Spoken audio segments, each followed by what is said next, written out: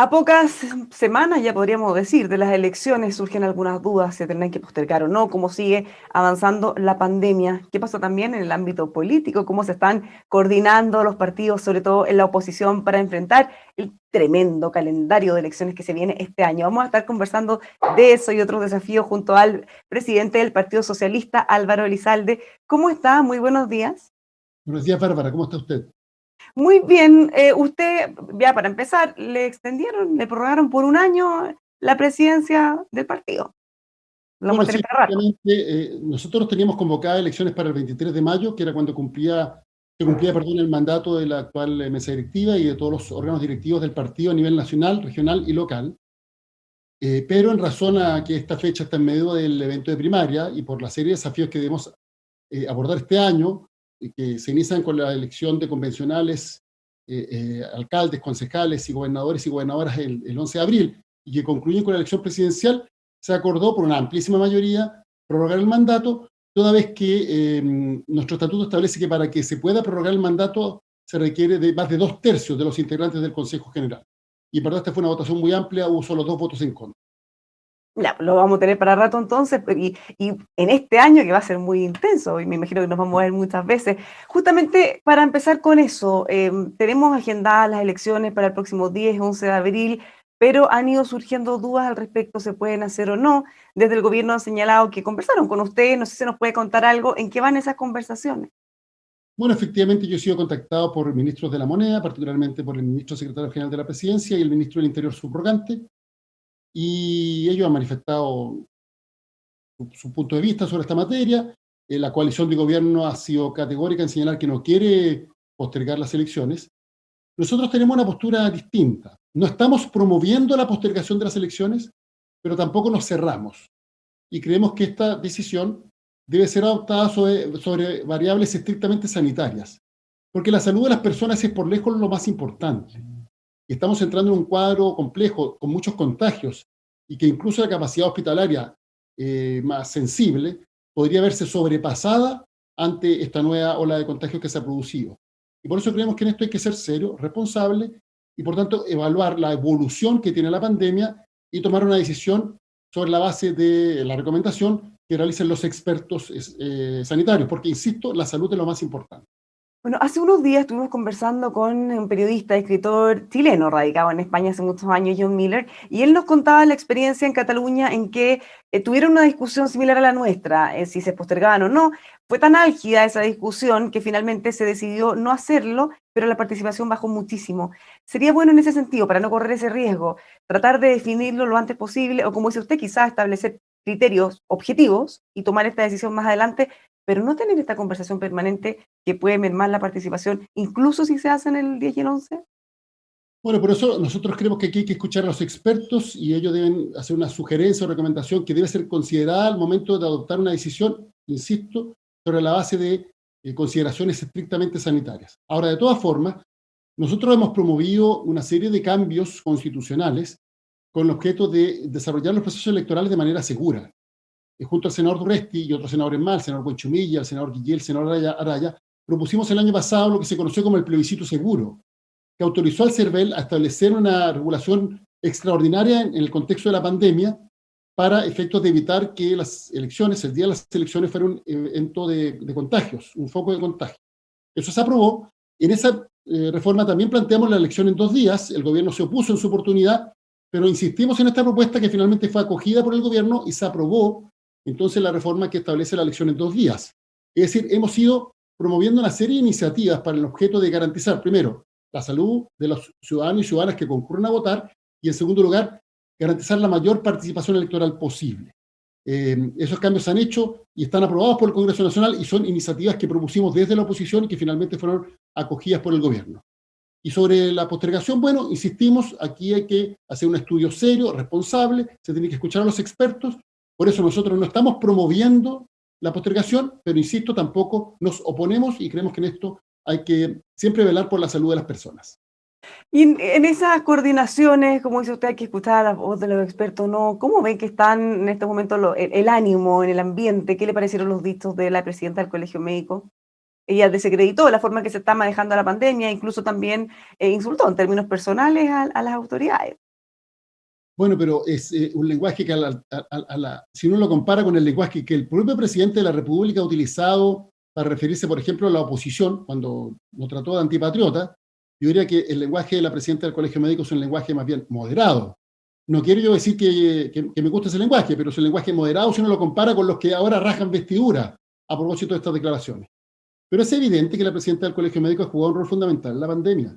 Ha sido seria, responsable, lo más importante, en un contexto en que, con el ministro anterior, donde había permanentes descalificaciones, incluso a los alcaldes de la propia coalición, ella siempre puso un lenguaje distinto, hizo una pausa con el objeto de promover el diálogo y que las medidas que se fueran adoptando fueran las mejores posibles. Pero eso no obsta que ella pueda tener legítimamente una opinión, fundada técnicamente, en que el gobierno ha enfrentado de mala forma la pandemia, y los datos son evidentes. ¿Hay cosas que se han hecho bien? Sí, por ejemplo, hasta ahora la vacunación, bienvenido que así sea. Pero hay otras que se han hecho muy mal. Todo lo que se refiere a la trazabilidad y la coordinación con los servicios locales de salud, para efectos de hacer un seguimiento que permita adoptar medidas preventivas que eviten los contagios. Y en eso, obviamente, el gobierno ha tenido un rol bastante, yo diría, ¿cómo usar una palabra que no se ofenda? Porque están tan delicados de cutis, pero un trabajo que no ha sido del todo eficiente, lo voy a decir en sentido positivo, o más bien que ha sido claramente ineficiente. Y yo creo ¿Usted que cree que este roce puede generar problemas también en los trabajos futuros? Porque van a tener que seguir trabajando muy coordinadamente. sí, pero cuando las cosas se dicen y sobre todo cuando se hacen críticas constructivas para que lo que se está haciendo mal se corrija, yo creo que eso es bienvenido. Porque aquí no todo se ha hecho bien, al contrario, se han cometido demasiados errores. El gobierno ha enfrentado de mala forma la crisis sanitaria y la crisis social. Eso es evidente. Las cosas que se han hecho bien, algunas, bienvenido sea. Las que se han hecho mal se tienen que corregir y creo que la crítica constructiva contribuye a generar un clima distinto y a enfrentar de mejor manera, obviamente, estos desafíos. Una cosa muy breve, porque usted mencionó la forma en cómo se ha abordado el estallido social. Tenemos todavía algunas esquilas, lo que son, por ejemplo, los rituales ya conocidos en los viernes en la tarde. ¿Qué le pareció la nueva estrategia aplicada por el gobierno y las fuerzas de orden que permitieron disminuir considerablemente los actos de violencia y que se generan, en este caso, el último viernes? Bueno, es que aquí hay que ver lo que está ocurriendo desde dos perspectivas. En primer lugar, nosotros condenamos toda forma de violencia. En eso somos claros, categóricos, y por tanto no vamos a justificar jamás el uso de la violencia. Pero por otro lado, también hemos sido categóricos que los protocolos policiales deben estar acordes con los estándares de la democracia. Hay imágenes que han salido respecto de mujeres que han sido golpeadas, ensangrentadas a propósito de ese procedimiento. Yo creo que eso es algo que hay que revisar, que hay que investigar, determinar las responsabilidades. Porque en definitiva, aquí se tiene que velar, obviamente, porque no se produzca ningún tipo de violencia, y eso implica también que el quehacer de la fuerza policial sea proporcional y siempre marcado dentro del Estado de Derecho. Ya, pero ¿lo ve bien encaminado pensando en los resultados? Lo que pasa es que si uno ve las imágenes de estas personas que han terminado heridas, obviamente que ahí hay un problema de fondo que no se ha resuelto y tiene que ver con el quehacer policial, y por eso nosotros hemos sido también enfáticos en que es necesario revisar todos los protocolos con que actúa la policía uniformada, porque ya son demasiados los casos en que se han producido este tipo de situaciones. Entonces creo que en ese sentido nosotros necesitamos una policía propia del siglo XXI y que actúe con los estándares de la democracia, que por cierto vele por el orden público, pero siempre respetando los derechos de las personas, y que no se produzcan este tipo de situaciones tan dramáticas que vivimos a propósito del estallido del año pasado y que lamentablemente, aunque en menor escala, se han producido también en el último tiempo. Hemos visto algunos incidentes, como por ejemplo lo que pasó en Bajo de Mena hace unos días, pero que ahí de alguna manera uno ve cómo se deslegitima o cómo se valida de alguna forma que, no sé, los vecinos atacaron a carabineros. Fue un incidente muy extraño cuando ellos trataban de detener a alguien. ¿Cómo ven ustedes? ¿Les preocupa que se esté generando eso? Porque ya pareciera que se les pierde el respeto, pareciera que no tienen tampoco respaldo político, y bueno, se les interrumpe en un operativo policial, Yo generando todos los otros creo que aquí problemas que vimos. hay una responsabilidad del gobierno, porque sin duda que Carabineros cumple una función fundamental en nuestro país, pero cuando el gobierno lo utilizó para reprimir las protestas, en que muchos ciudadanos que no estaban haciendo nada fueron duramente golpeados, en que hubo manifestantes que perdieron los ojos, fueron mutilados, como por producto del uso de balines, o situaciones francamente dramáticas, que han sido por lo demás denunciadas por los organismos internacionales de derechos humanos, eso ha generado un manto de deslegitimidad respecto al quehacer policial y que se proyecta incluso a otras áreas. Y es eso lo que hay que recomponer. Nosotros necesitamos una policía que actúe con los estándares de la democracia, exigente en materia de derechos humanos, y que cuente con legitimidad social, porque en caso contrario no va a poder desarrollar bien su trabajo. y lamentablemente producto de lo que el gobierno hizo, por decirlo gráficamente, claramente, no gráficamente, claramente, con motivo del estallido, generó un manto de cuestionamiento respecto de todo del quehacer policial. Por eso hemos planteado que es necesario una reestructuración completa de la institución y hemos manifestado además que es necesario establecer mecanismos de control internos y externos, porque en la medida que la policía tenga legitimidad social va a poder desarrollar mejor su trabajo y, por cierto, va a poder utilizar la fuerza en el marco del Estado de Derecho y conforme a la ley para perseguir a quienes delinquen. Ahora ya yéndonos al calendario de elecciones muy intenso, el 10 y el 11 de abril, por lo menos es lo que tenemos hasta ahora, hemos visto algunos roces de su partido en algunas comunas como Maipú y Ñuñoa, por ejemplo, en donde gente local de su partido, el Partido Socialista, no ha manifestado apoyo por candidatos de la democracia cristiana. ¿Qué ha pasado en esos roces? ¿Cómo se ha ido avanzando en eso? Nosotros somos parte de Unidad Constituyente, tenemos un acuerdo suscrito a nivel nacional y, por tanto, somos partidarios de apoyar las candidaturas que se marcan dentro de ese pacto. Ahora, eso no obsta que efectivamente también nosotros tenemos reparo respecto a la situación de la democracia cristiana. En regiones donde ganamos las primarias, parte importante del Partido Demócrata Cristiano está apoyando a candidatos que van por fuera contra los que ganaron las primarias. Bien más lejos, cuando se crearon los pactos, el presidente de la democracia cristiana inscribió un candidato que había perdido una primaria en una comuna. Entonces son situaciones que van generando un clima muy complejo. Y por eso nosotros también le hemos hecho un llamado a la democracia cristiana a cumplir los acuerdos. Ahora, ¿cuál es la diferencia? Que el presidente Ellos de la hacen el democracia mismo cristiana llamado con ustedes. acostumbra a hablar esto por los diarios, por 2 o 3 casos, y nosotros por la veintena de casos en un sentido contrario. Bueno, lo que hacemos es llamar al Partido Demócrata Cristiano, le decimos que por favor tomen las medidas para corregir esta situación. Hay una situación especialmente grave en la región de O'Higgins, donde está compitiendo el hermano de la candidata presidencial de la democracia cristiana, Ricardo Rincón, por fuera. El candidato que va por Unidad Constituyente es un socialista que ganó una primaria ciudadana. Esto es muy importante. Aquí no hubo un acuerdo entre 4 paredes, hubo una primaria ciudadana, y si uno compite en una elección democrática para que los ciudadanos elijan a quién va a ser nuestro candidato o nuestra candidata, tiene que cumplir, obviamente, con ese mandato y tiene que ser respetuoso de la voz de la ciudadanía. ¿Cómo se soluciona este problema? Porque tal como dice usted, a nivel de presidencia o dirigencia se hace un llamado a respetar esos acuerdos, pero ¿qué pasa con los partidos locales? Porque eso es el caso, por ejemplo, que veíamos en Ñuñoa. La gente del sector, de su mismo partido ahí en terreno, son los que se niegan a apoyar al candidato, en ese caso de la democracia cristiana. Me imagino que en todas las otras comunas que mencionamos pasa algo similar. Ñuñoa tiene una aplicación adicional, y es que nosotros éramos partidarios de primarias de todas las posiciones en Ñuñoa, y de haber prosperado esa primaria, el alcalde sería de oposición, no cabe duda. Pero el presidente de la democracia cristiana se opuso a que se realizara esa primaria, y bueno, se generó esta dinámica en la comuna que es tan compleja. ¿Qué es lo importante aquí? Promover el diálogo y generar fórmulas de entendimiento. Por Y eso sí, usted dice que O'Higgins es más grave, porque en ese... nosotros ya estamos acostumbrados que el presidente de la democracia cristiana, por 2 o 3 casos, hace punto de prensa. Nosotros, por la decena de casos que podemos señalar en un sentido contrario, hemos sido mucho más respetuosos con el objeto de mantener una forma de convivencia básica y respeto entre nuestras fuerzas políticas, pese a que hay casos bien graves en donde no se está cumpliendo el resultado de las primarias. No estamos hablando aquí que no se haya cumplido un acuerdo político entre 4 pares, no. Estamos hablando que hay una primaria, los ciudadanos decidieron y ese acuerdo no se está cumpliendo. Es el caso de O'Higgins, que usted dice que finalmente termina siendo peor porque se hizo esa primaria y no Sin se lugar a tenía. dudas, es un caso especialmente grave. Pablo Silva, el candidato a gobernador de Unidad Constituyente, ganó una primaria legal, ni siquiera convencional. Fue una primaria legal. Y sin embargo, está inscrito el hermano de la candidata presidencial de la democracia cristiana, y la democracia cristiana en la región ha tenido una actitud que no corresponde a respetar este resultado.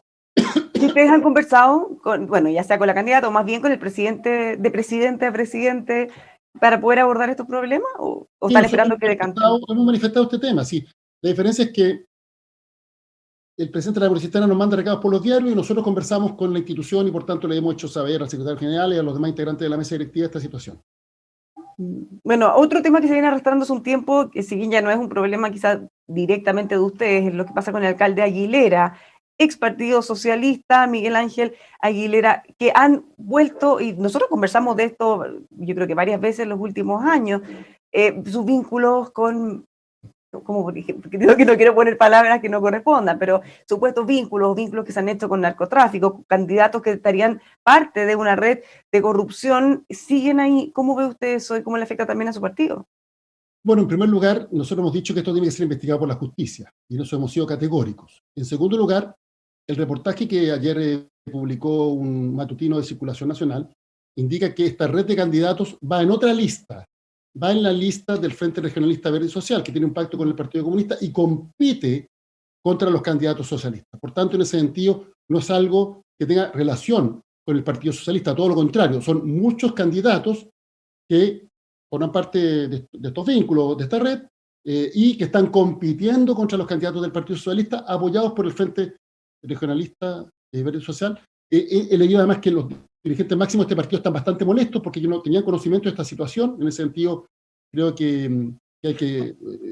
Perdón, ¿cómo no van a tener digamos, conocimiento de esta al parecer, situación si lo venimos conversando hace mucho tiempo? Esto no es algo que se haya destapado ahora. Tiene que verse que esta fue una decisión que tomó a nivel regional, pero en lo que respecta al Partido Socialista, son candidatos que compiten contra el Partido Socialista. Así que en ese sentido, nosotros no tenemos ninguna relación. Y tienen problemas ahí porque básicamente son compañeros, ex compañeros. Sí, pero nosotros tenemos nuestros candidatos, que son candidatos a alcalde, concejales, compiten en las mismas comunas. Ellos van en una lista distinta, van en la lista que le compite. Y por tanto, los que lo apoyan tendrán que dar las explicaciones del caso. ¿Cómo ven ahora, a propósito de algo que también se ha hablado bastante, de una preprimaria entre el Partido Socialista, el PPD, en este caso su candidata Paula Narváez con Heraldo Muñoz? ¿Ha avanzado en algo eso en que están? Bueno, sobre ese punto nosotros estamos convencidos que es necesario arribar a una candidatura común del Partido Socialista, del Partido por la Democracia y de todos los partidos y movimientos que formamos parte de lo que se conoce como el socialismo democrático o socialdemocracia. Incluso invitando a quienes se sienten representados por lo que se conoce como el liberalismo social. Y con esa candidatura común competir en el marco de las fuerzas progresistas en la primaria legal. Y hemos manifestado la necesidad de realizar una preprimaria. El Partido por la Democracia tenía un compromiso, el propio presidente del Partido por la Democracia, que es el candidato presidencial de dicho partido, lo anunció públicamente en el contexto de las primarias del PPD, pero bueno, ahora han manifestado una posición distinta. Nosotros esperamos que se cumpla el compromiso y que estas preprimarias o primarias convencionales se realicen. Se van acortando los tiempos, porque prácticamente entre las elecciones del 11 de abril y cuando hay que tener inscrita a los candidatos para la primaria legal, pasan muy pocos días entre medio. ¿Cuándo pretenden entonces tomar esta decisión? Bueno, lo antes posible, porque no somos nosotros los que hemos cambiado de postura. Nosotros iniciamos un proceso de diálogo con el Partido por la Democracia. El presidente del Partido por la Democracia y el otro candidato presidencial, Francisco Vidal, ambos, Heraldo Muñoz y Francisco Vidal, señalaron que eran partidarios de esta iniciativa, la defendieron profusamente en el contexto de las primarias del PPD, y bueno, después cambiaron de opinión. Nosotros esperamos que se cumpla el acuerdo y por tanto que tengamos esta primaria convencional para arribar a una candidatura común. Es muy importante. Ahora, ¿Y por qué cree que están cambiando de opinión? Ratificamos el acuerdo de una candidatura común que representa a ambos partidos. ¿Por qué cree que están cambiando de opinión? ¿Cree que sienten que puede ser más competitiva su candidata Paula Narváez? No, mire, yo prefiero no lucubrar, porque además si queremos arribar a una candidatura conjunta, nos tiene que representar a todos, así que en ese sentido creo que es muy importante que cada uno dé a conocer su punto de vista. Nosotros damos a conocer nuestro punto de vista. Independiente de esas definiciones, ¿qué le parece que su candidata Paula Narváez todavía no tenga un despegue en las encuestas? ¿Por qué no prende? ¿Cómo lo ve usted? Bueno, hay un espacio que todavía no está cubierto, porque las encuestas de opinión indican que si bien hay liderazgos que marcan más que otros, la gran mayoría de los chilenos todavía no tiene un candidato o candidata presidencial que los represente. Y por eso nosotros decimos que hay un vacío que tiene que ser llenado y que corresponde precisamente a las ideas que nosotros representamos. Y por tanto ahí tenemos un desafío de precisamente promover nuestro mensaje y desarrollar una campaña que permita ir llenando ese vacío. Yo creo que la mejor alternativa para Chile es una opción de cambios profundos con gobernabilidad. Es decir, compromiso con las demandas de los ciudadanos, pero garantizando que esos cambios se lleven adecuados de manera, de buena forma, de manera tal de generar un salto en el desarrollo de nuestro país y sobre todo en la construcción de una sociedad más justa, más democrática, en que erradiquemos los abusos y con menos desigualdades. Y por eso creo que la mejor opción es precisamente la que representa nuestro mundo y particularmente Paula Narváez. ¿Qué le pareció la irrupción del candidato, el diputado Gabriel Boric, y este llamado que ya se estaba conversando desde antes de hacer una gran primaria amplia de toda la oposición, incluyéndolo a él, al Partido Comunista y a todos los que quieran participar? Bueno, nosotros somos partidarios de una primaria amplia con todos quienes suscriban un programa común. Esto es bien importante. Aquí no se trata de una primaria solo para ponerse de acuerdo en quién es el candidato o candidata. Aquí se requiere ponerse de acuerdo en un programa de transformaciones. Y por tanto creemos que es necesario promover un diálogo programático y todos los que suscriban ese programa, obviamente, participen en una primaria para arribar a una candidatura común. Lo Ya, segundo es que a mí me llama la atención, no en el caso de Boric, en otros casos, que quienes llaman a la unidad amplia, llaman a esta gran primaria, pero acto seguido descalifican a los demás actores, erigiéndose como una especie de autoridad moral. Yo creo que eso no contribuye al desafío que tenemos por delante. Si queremos generar unidad, tenemos que ser muy respetuosos unos con otros. bueno, eso a propósito del llamado que hace a que ustedes puedan hacer una autocrítica por lo que han sido los últimos 30 años. Yo ¿Deberían creo, hacerla? yo creo que aquí se requiere, por sobre todo, una actitud constructiva. Y si vamos a arribar a un proyecto común, respetar las legítimas diferencias que hemos tenido entre nosotros. Cada uno se hace cargo, obviamente, de su propia historia. Y todos tenemos, obviamente, historia, en un sentido u otro. Pero si vamos a descalificar a los otros, vamos a traer una querella de declaraciones que a nada conduce. Porque nosotros también tenemos reparos respecto de decisiones que han tomado otros actores políticos en el contexto de la lucha contra la dictadura y también de la transición. Forma parte del debate democrático. Pero el punto es, ¿nos vamos a poner de acuerdo? Si nos tenemos que poner de acuerdo, seamos respetuosos entre nosotros. Bueno, algo similar planteó también el alcalde Jadwe respecto a que tienen que hacer alguna especie de mea culpa y las críticas porque gobernaron 30 años con el neoliberalismo, Bueno, en ellos sus también, palabras. con su Ellos propio también fueron partido. parte del gobierno, del último gobierno. Sí, su partido también fue parte de la coalición. ¿Se le olvida eso a usted? ¿O no hay un mea culpa ahí por parte de ellos? Bárbara, quiero ser consecuente con mi predicamento. Yo quiero ser parte de la solución y no del problema. Mi llamado es a ser respetuosos entre nosotros. Finalmente, así como usted, prácticamente todos nos han dicho que lo más importante para llegar a estas primarias amplias es converger en un acuerdo mínimo. Pero ¿qué tanto espacio hay para eso? Porque igual tiene que haber una diferenciación entre todos los candidatos. No puede ser lo mismo, en el fondo, Parte del votar proceso por de uno. construcción, porque nosotros éramos partidarios de la unidad para la Convención Constitucional.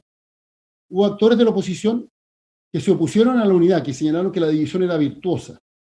Y bueno, el cuadro que vemos es una dispersión generalizada con multiplicidad de listas que representan al mundo progresista y que se van a traducir en una subrepresentación de estas ideas en la Convención Constitucional y una sobrerepresentación de las fuerzas del rechazo. Y creo que hay una responsabilidad de quienes no se la jugaron por la unidad. Nosotros hemos tenido un predicamento distinto, somos partidarios de la unidad, pero la unidad con contenidos, y por eso hemos dicho que es necesario suscribir un programa de transformaciones. Quienes suscriban ese programa de transformaciones, obviamente van a participar en este proceso de definición democrática. Muchas gracias por conversar con nosotros, porque tenga una muy buena semana.